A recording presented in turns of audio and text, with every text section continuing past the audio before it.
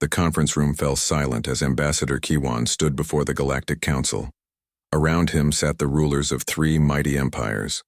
The Vaxir Emperor lounged on his throne, his reptilian scales gleaming under the cold lights.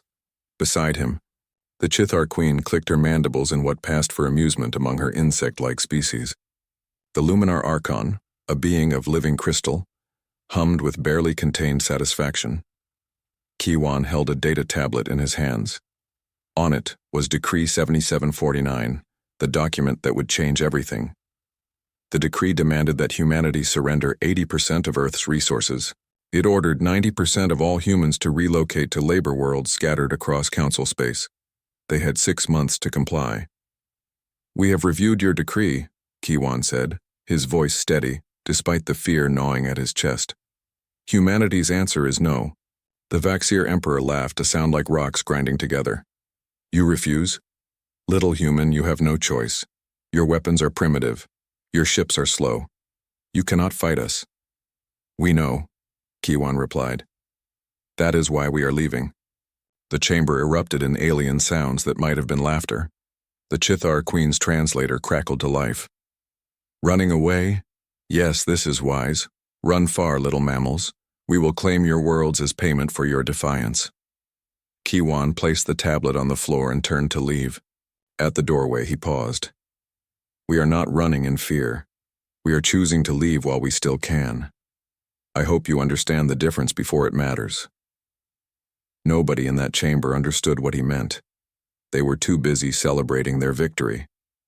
3 months later, Commander Daejung stood on the bridge of the Horizon's Call, watching Earth shrink in the view screen. Around his ship, thousands of other vessels formed a convoy stretching across the darkness of space. Colony ships, cargo, haulers, military escorts, even converted passenger liners. Every vessel carried humans away from their ancestral home.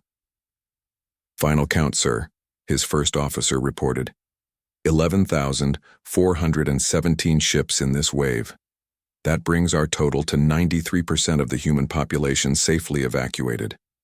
Daejung nodded, but his eyes never left Earth.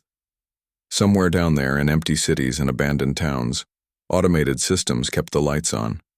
Defense satellites maintained their orbits. Communication arrays broadcast pre-recorded messages. To any observer, it might look like humans were still there, just hiding in their homes. "Status on the Vaxir inspection teams?" Daejung asked. "They will arrive at Earth in 2 days. By then, we will be long gone." In the cargo hold below, Dr. Rao Hana worked in her laboratory. Around her, machines hummed and glowed with strange energies.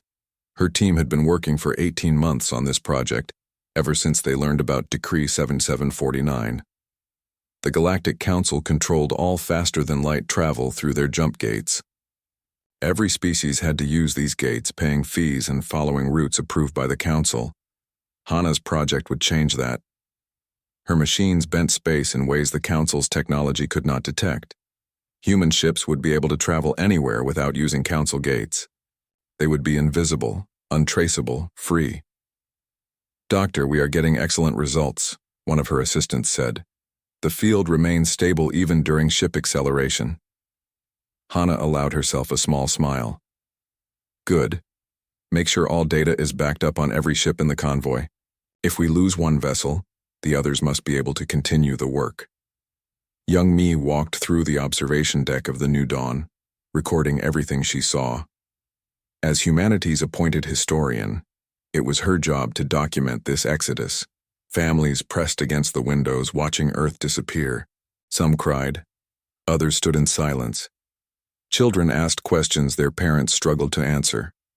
"Are we ever coming back?" a little girl asked her mother. Young Mi turned her recorder toward them, capturing the moment. "Someday," the mother said, hugging her daughter close. "Someday, when it's safe." Young Mi knew the truth that most civilians did not.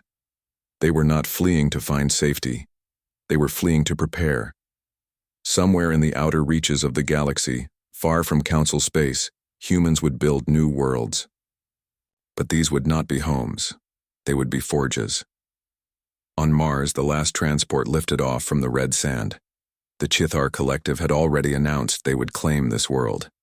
Let them, Daejung thought. Let them claim all the empty worlds. Let them celebrate their victory. The convoy jumped to faster than light speed, using the last council gate they would ever need. Behind them, the solar system lay quiet and still. The Vaxir inspection teams arrived 2 days later, just as predicted. They found Earth cities empty but intact, power grids functioning, water systems operational. They found museums full of human art and history, libraries containing millions of books, monuments standing proud under Earth's sun. The chief inspector sent his report to the Emperor. The humans have abandoned everything. They fled like cowards, leaving their entire civilization for us to claim. The Emperor was pleased. He issued orders to begin colonization immediately. Earth would become a resort world for Vaxir nobility. Mars would be stripped of resources by the Chithar. The outer colonies would be divided among smaller council members. In the council chamber, the three great powers congratulated themselves. The human problem had been solved without firing a single shot. The weak species had accepted their place in the natural order of things. Months passed. The galaxy forgot about humanity. There were new problems to address, new conflicts between council members, new species to bring into the fold. Humans became a footnote in galactic history, a cautionary tale about what happened to species that tried to resist the Council's will. But in the darkness beyond the galactic rim, where Council ships never ventured and sensors could not reach, something was happening. The human convoy arrived, at a cluster of star systems rich in resources but devoid of life. Dead worlds with heavy metals in their crust, gas giants with valuable elements in their atmospheres, asteroid fields full of raw materials. Daejung stood on the bridge of his ship, now orbiting a rocky planet designated New Forge 1. Construction. Drones swarmed around the first shipyard, a massive structure taking shape in orbit. More shipyards would follow, hundreds of them. Begin resource extraction operations, he ordered. We have 5 years, maybe less. Make every day count. Dr. Hana's laboratory had been moved to a dedicated facility on the surface of New Forge 2. Her breakthrough with faster-than-light travel was just the beginning. Now she worked on weapons, shields, sensors. Every piece of Council technology they had ever encountered was being analyzed, reverse-engineered, and improved.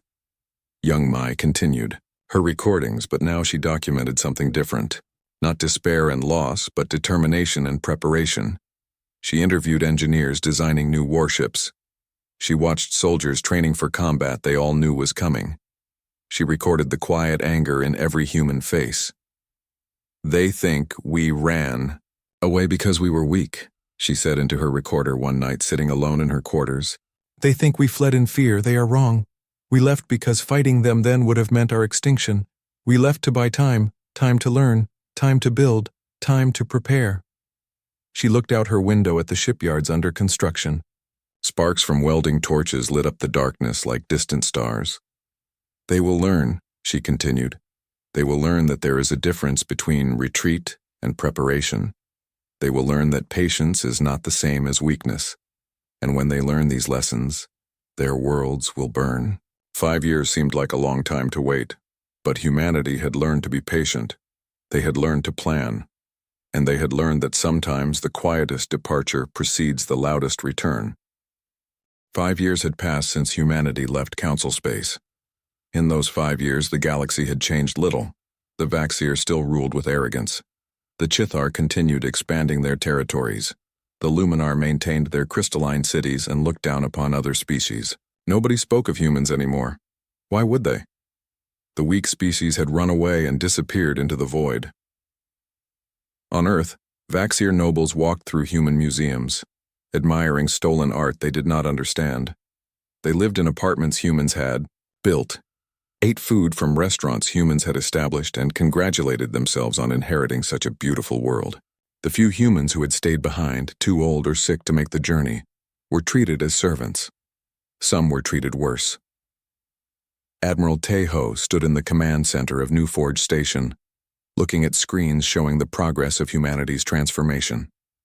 Where there had once been empty space, there were now shipyards, factories, training facilities, and research stations. 23 worlds in this hidden cluster had been turned into production centers. "Status report," he commanded. Captain Bo-Ra stepped forward.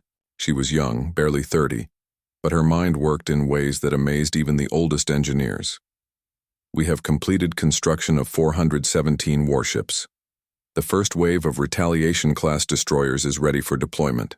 They are faster than anything the Council has, more maneuverable, and they carry weapons the Council has never seen before." Tejo studied the designs on the screens. The ships looked nothing like the old Earth Defense Fleet vessels. Those had been bulky, slow, designed to protect rather than attack. These new ships were sleek and deadly. They were built for one purpose: to make the Council pay for what they had done. "And the new drive systems?" Tejo asked. Bo-Ra smiled. "Dr. Hana's team has exceeded all expectations.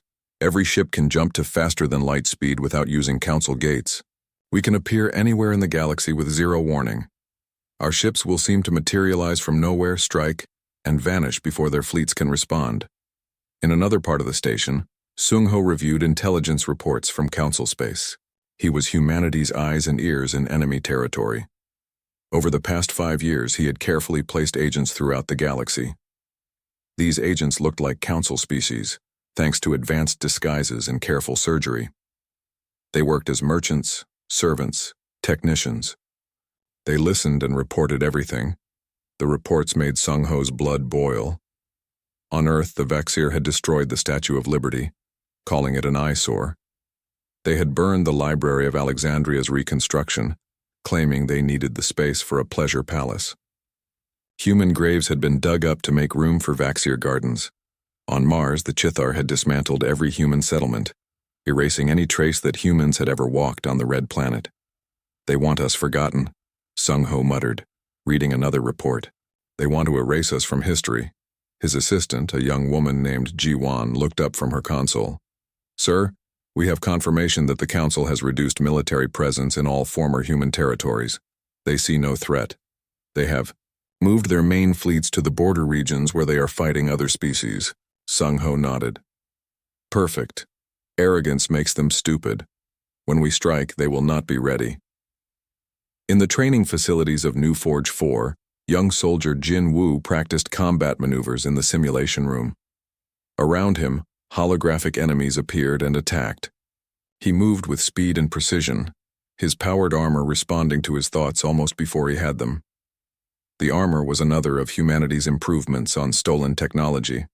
Council soldiers wore basic protection. Human soldiers wore machines that made them stronger, faster, and nearly invincible.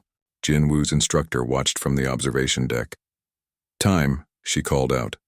2 minutes, 15 seconds, Jin Woo reported, breathing hard. "Personal best." "Not good enough," the instructor said. "When we go back, you will not be fighting simulations. You will be fighting real enemies who want you dead. 2 minutes might as well be 2 hours." Again. Jin Woo reset the simulation and prepared to try again.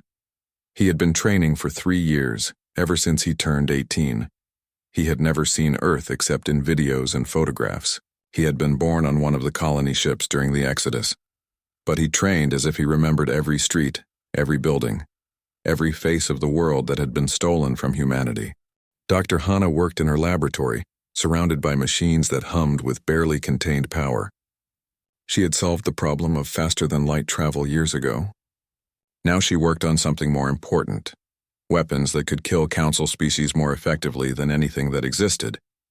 Her assistant, Dr. Minzio, was a xenobiologist. She had spent 5 years studying every piece of data humanity had on Council species. She knew their biology better than they knew it themselves. "The Vaxir have a weakness in their neural structure," Minzio explained, pointing to a holographic display of a Vaxir brain. "If we expose them to sonic frequencies at exactly 472 Hz, it disrupts their thought patterns. They become confused, disoriented. At higher intensities, it causes permanent damage." Hana made notes on her tablet. "And the Chithar? Their exoskeletons are strong, but their internal organs are vulnerable to certain chemical compounds. I have developed a gas that is harmless to humans but lethal to Chithar. It breaks down their respiratory system within minutes. The Luminar? Minseo's smile was cold. Crystalline structures are vulnerable to specific resonance frequencies. We can literally shatter them with sound waves calibrated to their molecular structure. Hana felt no guilt about this research. The Council had treated humans as inferior beings, suitable only for labor and exploitation. Now humanity would show them that intelligence and creativity mattered more than raw power. Admiral Tejo called a meeting of all senior commanders. They gathered in the main conference room, men and women who had spent 5 years preparing for this moment. Some had been military officers in the old Earth Defense Fleet.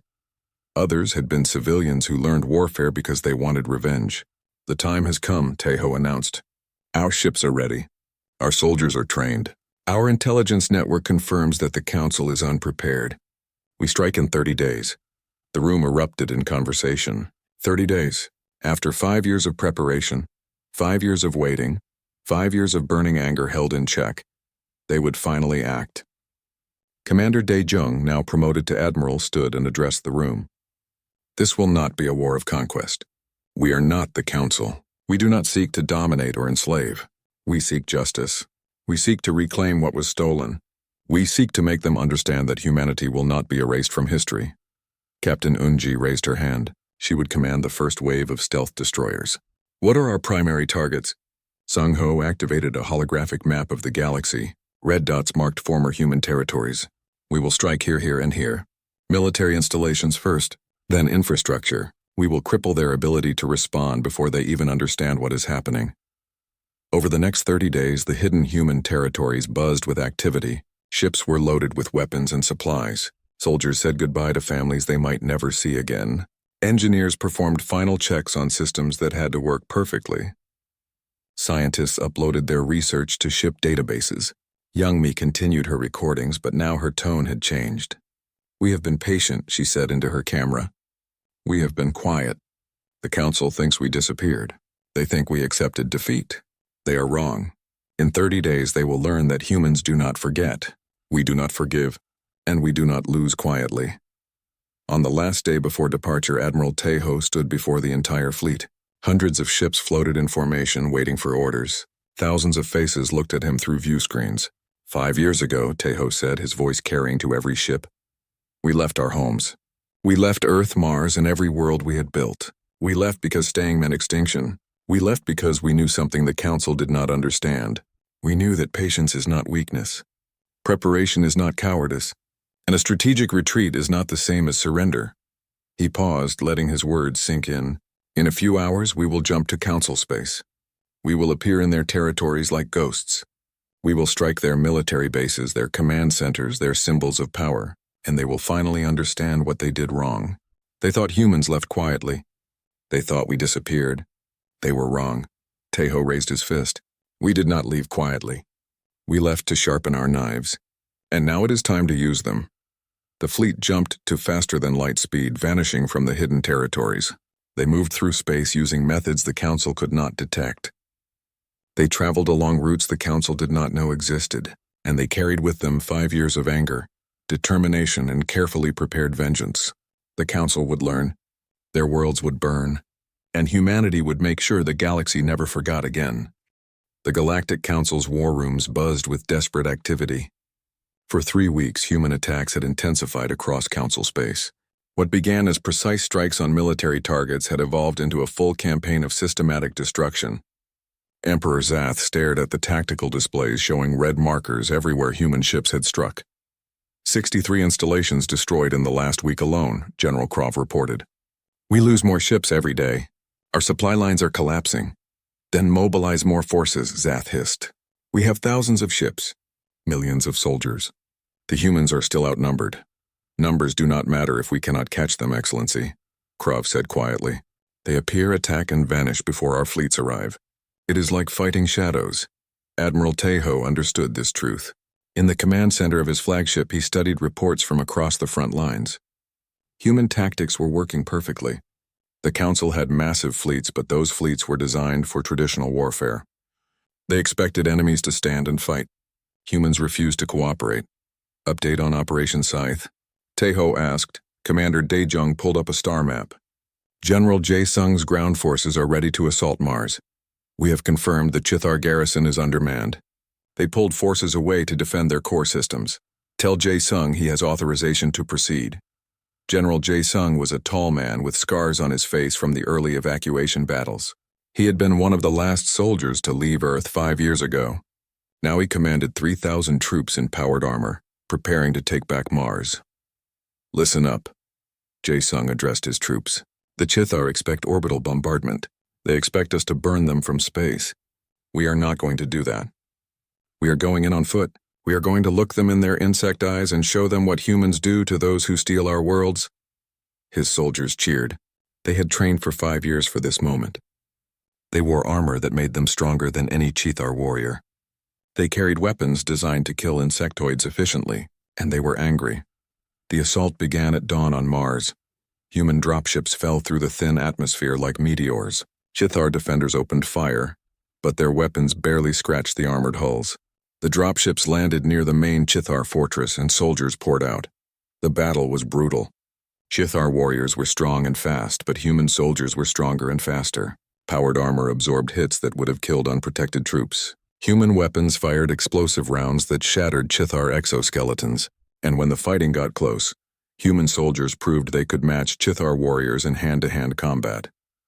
Jae Sung led from the front, his armor painted with Earth's flag. He smashed through a Chithar defensive line, his powered fists crushing insectoid bodies. Around him, his soldiers advanced like an unstoppable wave. For Earth, someone shouted. The cry spread through the human ranks. For Earth, for Mars, for humanity. The Chithar fortress fell in 6 hours. The queen commanding the garrison tried to escape, but Jae Sung's troops cornered her in the command center.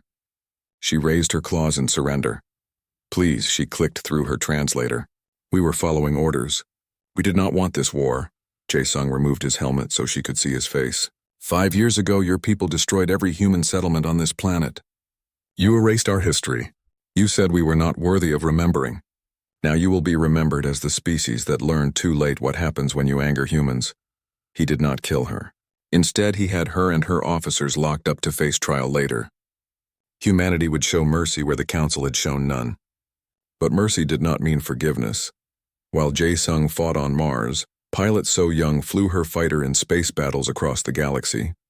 She was 23 years old and had already destroyed 47 enemy ships. Her call sign was Ghost because enemy pilots swore she appeared from nowhere. In the space above a Luminar colony world, So Young led her squadron against a defensive screen of crystal fighters. Luminar ships were beautiful, all gleaming facets and elegant curves. They were also supposed to be impenetrable. Ghost, we are detecting 15 enemy fighters. They are forming a defensive wall, her wingman reported. I see them, So Young replied calmly. Remember your training. These crystal ships are tough, but they are slow to turn. Use your speed. Stay moving.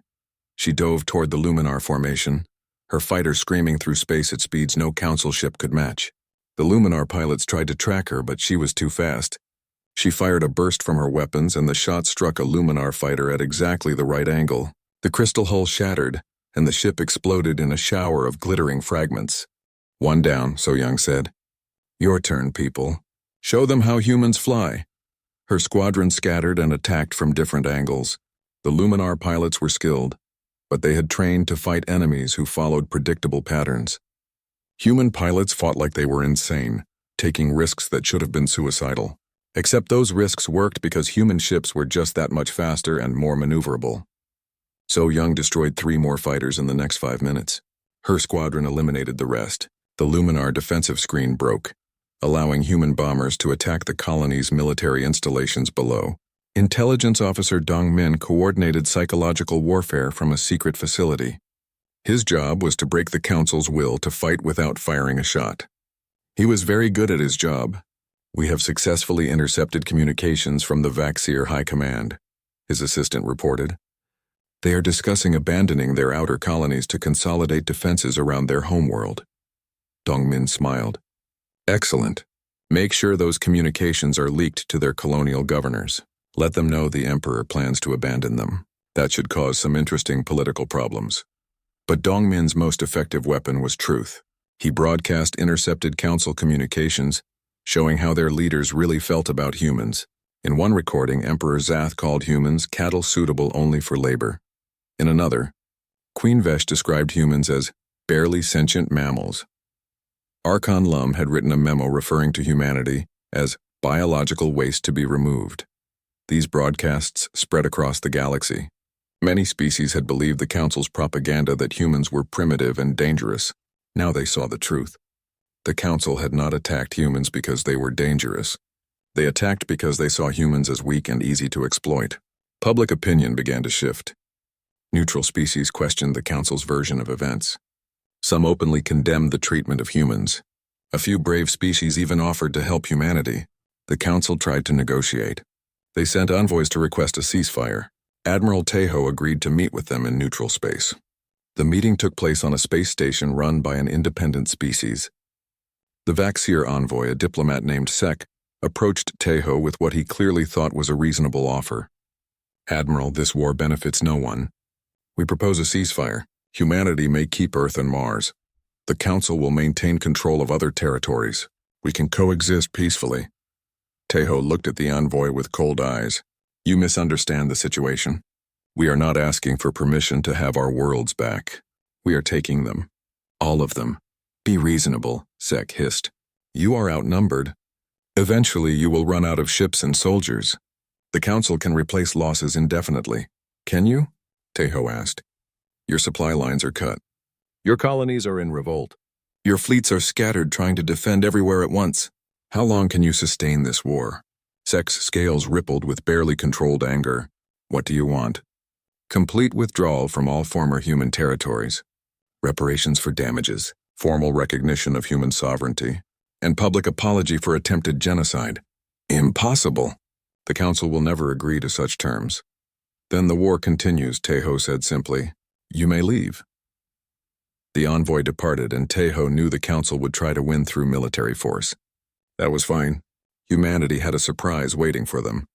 The surprise was the siege-class carriers. These massive ships had been under construction in the hidden territory since the beginning. Each carrier was 3 kilometers long and bristled with weapons.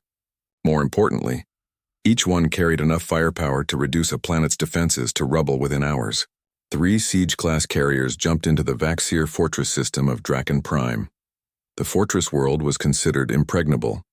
It had orbital defense platforms, ground-based shield generators, and a garrison of 100,000 troops. The Vaxir believed it could withstand any attack. The carriers proved them wrong. They unleashed devastating bombardment that overwhelmed the shields within the first hour. Orbital platforms exploded one by one. Ground installations were reduced to craters. The garrison surrendered when it became clear that continuing to fight meant certain death. Draken Prime fell in 3 hours. 2 other fortress worlds fell in the same week. The Council began to fracture. Vaxir colony worlds, seeing that the Emperor could not protect them, declared independence. They had no love for humans, but they preferred survival to loyalty.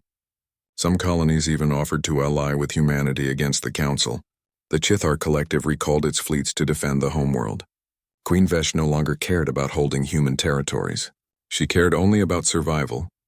The Luminar Commonwealth, always the most rational of the 3 powers, sent a secret message to Admiral Tejo. They proposed a separate peace. The Luminar would withdraw from all human worlds immediately if humanity agreed not to attack Luminar territory. Tejo consulted with his fellow commanders. After much debate, they agreed. The Luminar had been the least aggressive of the 3 Council powers. They deserved a chance at peace. The separate peace shattered the Council's unity. The Vaxir and Chithar suddenly found themselves fighting alone. Their combined forces were still larger than humanity's fleet, but they were demoralized and divided. Emperor Zath made one last desperate move. He assembled a massive fleet, the largest ever seen in galactic history. 5,000 ships prepared to attack the human hidden territories. Vaxir spies had finally located them. But Sungho's intelligence network learned about the plan. Admiral Tejo prepared a countermove. When the Vaxir fleet arrived at the coordinates, they found the human territories completely evacuated. Every ship, every person, everything was gone. Then human ships appeared behind the Vaxir fleet. They had jumped in using routes the Vaxir did not know existed. The Council fleet was surrounded. "This is Admiral Tejo," his voice broadcast on all frequencies. You came to destroy us. Instead, you are trapped. Surrender now and your crews will be spared. Refuse and you will all die. Emperor Zath, commanding the fleet personally, refused. Never. We are Vaxir. We do not surrender to cattle. Very well, Teho said quietly. You made your choice. The battle lasted 8 hours. When it ended, the Vaxir fleet was destroyed. Emperor Zath died when his flagship exploded. The Council's military power was broken beyond repair. Humanity had won the war. The burning wreckage of the Vaxir fleet drifted in space, a graveyard of 5,000 ships and millions of lives.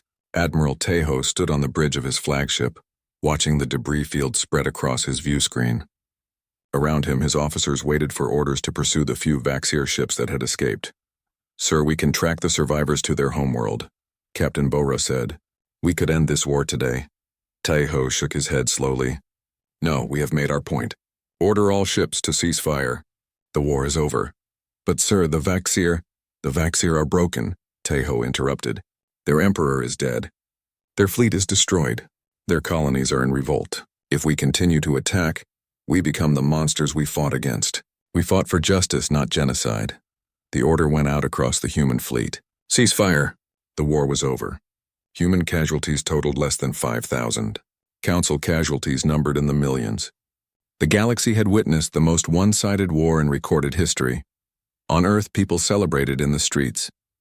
Cities that had been occupied by Vaxir nobles were free again.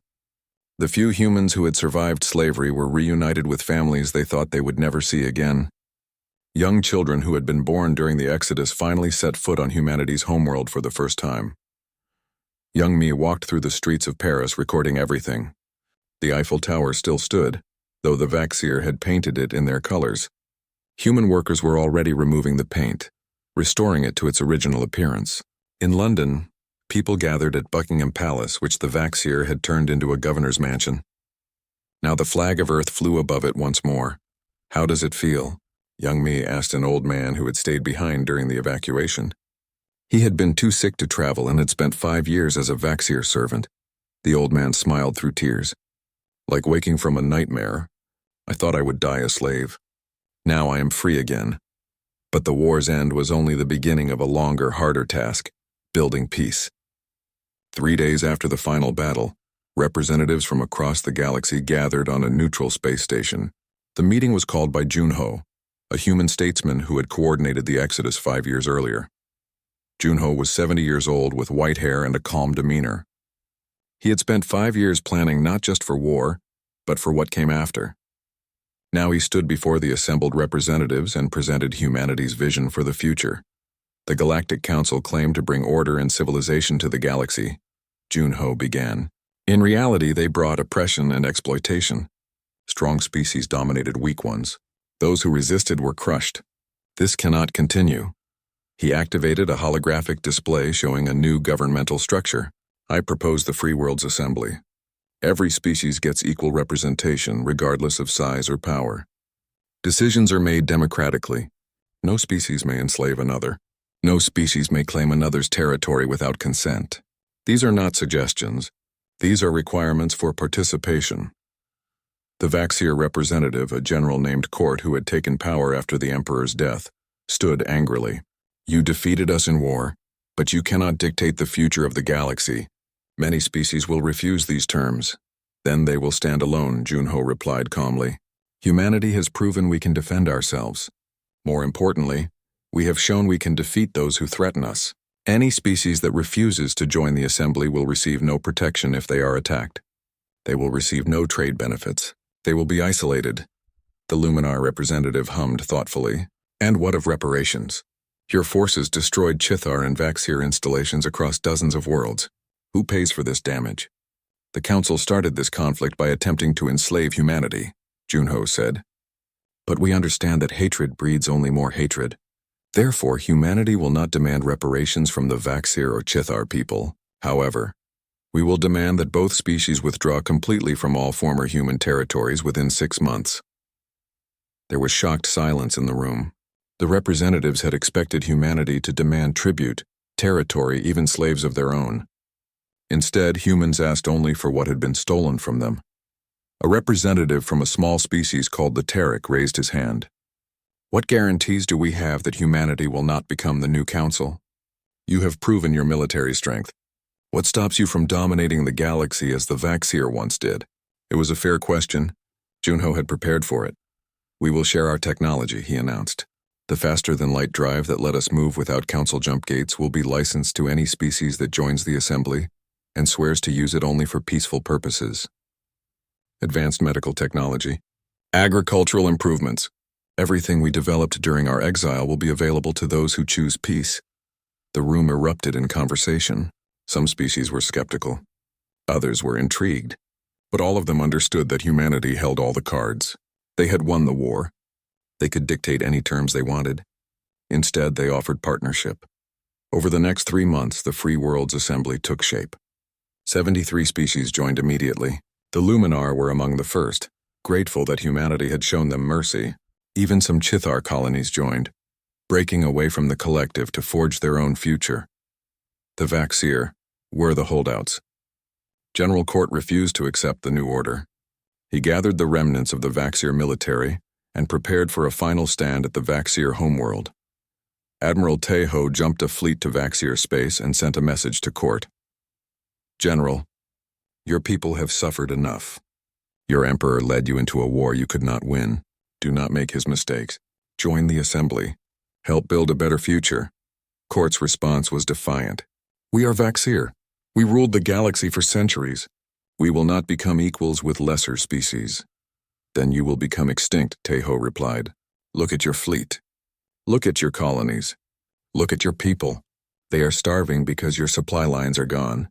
They are dying because your pride prevents you from accepting help. Is this the legacy you want? For a long moment there was silence.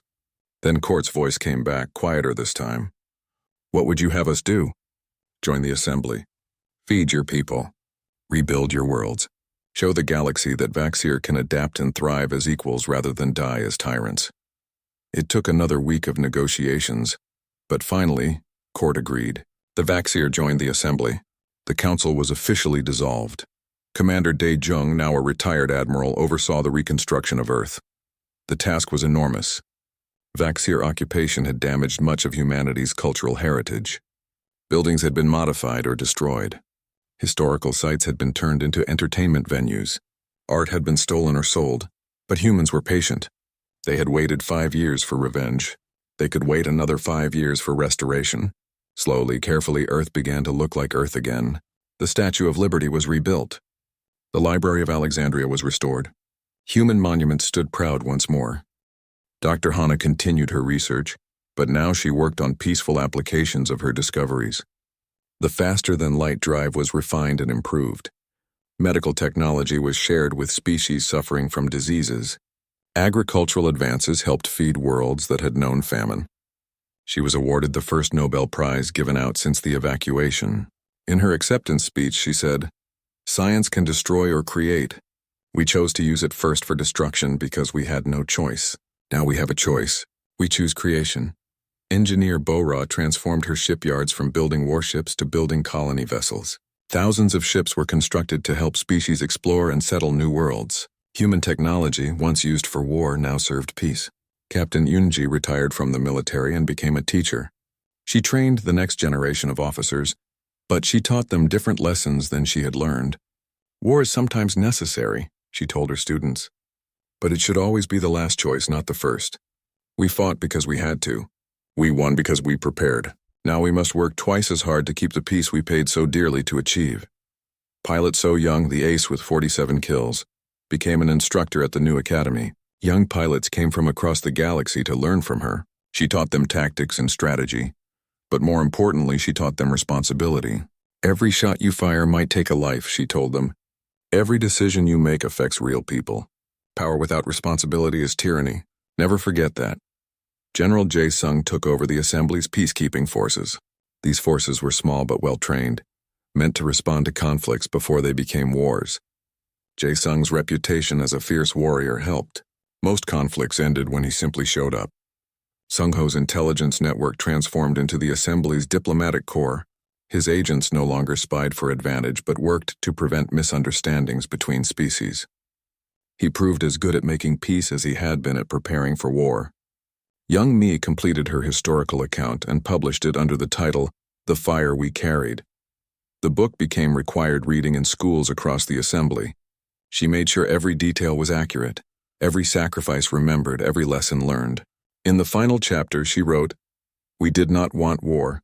We tried to live peacefully within the council structure, but when we were forced to choose between extinction and exile, we chose exile. When we were forced to choose between slavery and resistance, we chose resistance. We fought not because we loved violence, but because we loved freedom more than we feared death." 5 years after the war ended, a grand ceremony was held on Earth.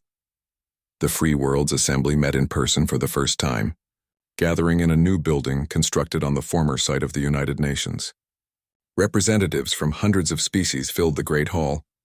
Junho, now recognized as the architect of the new galactic order, gave the opening address. 10 years ago, humanity faced extinction. We were told we were weak. We were told we should accept our place. We were told we had no choice. But we did have a choice. We chose to survive. We chose to resist. We chose to fight for a better future, not just for humans, but for all species who dream of freedom. He gestured to the assembled representatives. This is that future. A galaxy where strength does not mean the right to dominate, where peace is built on mutual respect, not fear, where every species has a voice and a choice. We paid a heavy price to build this future. Millions died in the war. Let us honor them by making sure their sacrifice was not in vain. The hall erupted in applause that lasted for 10 minutes. Species that had once feared or hated each other sat together. Former enemies worked as partners. The galaxy had changed. On a hill overlooking the assembly building, a memorial stood. It was a simple design, an eternal flame burning in a basin of black stone. Around the basin were engraved the names of every human who had died during the evacuation, the exile, and the war. Over 5,000 names, each representing a life lost. Beneath the names was a single sentence, the last words Ambassador Kiwan had spoken to the Council before humanity left. "We withdraw not in defeat, but in preparation. May you learn the difference before it's too late." Young Me stood before the memorial. Now an old woman, she had spent a decade documenting humanity's journey from victims to victors to peacemakers. Soon she would retire and let younger historians carry on the work. A child approached her, a human girl about 7 years old. "Excuse me, are you Young Me, the one who wrote the book?" "I am," Young Me said with a smile. "My teacher said you were there when we came back to Earth, when we won the war." "Is that true?" "It is true." The girl looked up at the memorial. "Why did we stop fighting?"